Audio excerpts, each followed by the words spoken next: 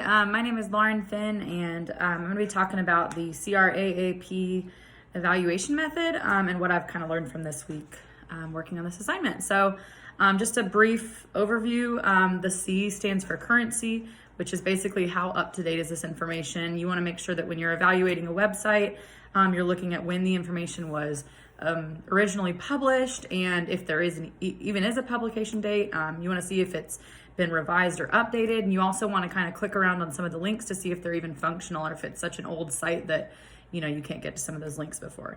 And when you're considering the currency of a web page, you want to also think about, is this really important for what you're looking? Is it a science topic or something that's ever evolving and changing, and so you want to make sure that you have up-to-date information, or is it something that older research is still kind of sound? The R stands for relevant, so how relevant or important is the information for what you are searching? So when you're reading through websites, you want to, this is kind of the obvious one to me. Does the information relate to the question that I'm looking for? Is it intended for me? Is it what kind of audience is it intended for? Is it at the right level for the students that might be using it? Basically, does it answer the questions that I have? Does it help me in my research? Authority is, just the source of the information. So, does it list an author or a group?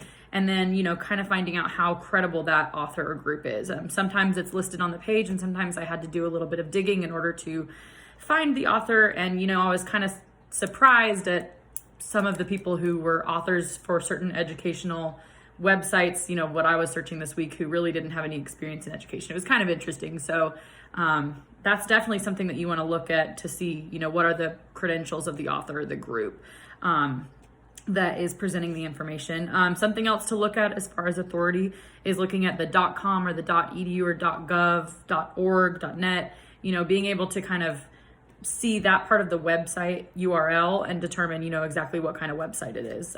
That's important as you're looking through these.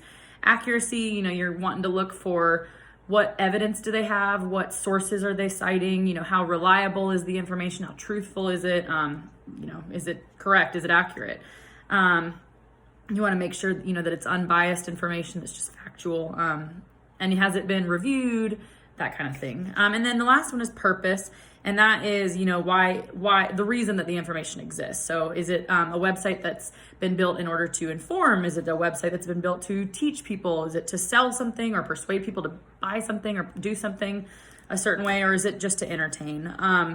You want to make sure you're looking at, kind of the purpose for the group. Why is the group writing this or creating this web page? Is it fact, opinion? Are they trying to sell something? That's important to consider when you're doing all of this. Something that I learned through evaluating these websites, embarrassingly, I learned that there's a lot more I should be doing before I take a website for what it says. I need to be doing my research and figuring out, is this, reliable information? Is it current? All of these aspects, I typically look at relevant, and I do look at accuracy some, but I feel like this gives me like a really good rubric for evaluating the sources that I already use and that I'll use in the future. So I just was kind of surprised as to how much more I should be doing when I consider information. Applying it to my teaching, I'm definitely going to use it for my own instructional materials and the materials that I use to inform the content knowledge that I have, but I also think that it would be a really great way. I want to adapt it so that my students can learn to use this evaluation rubric as well when they're doing research or when they're looking up information digitally.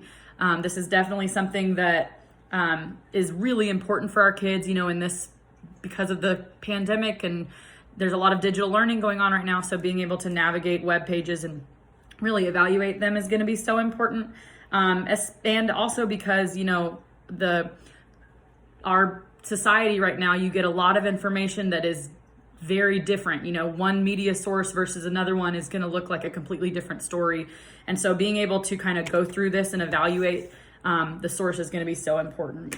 And, the only thing that really surprised me was that some of the sources that I have been using were kind of rated low and others were high. So this was a interesting assignment, and I definitely will use it going forward.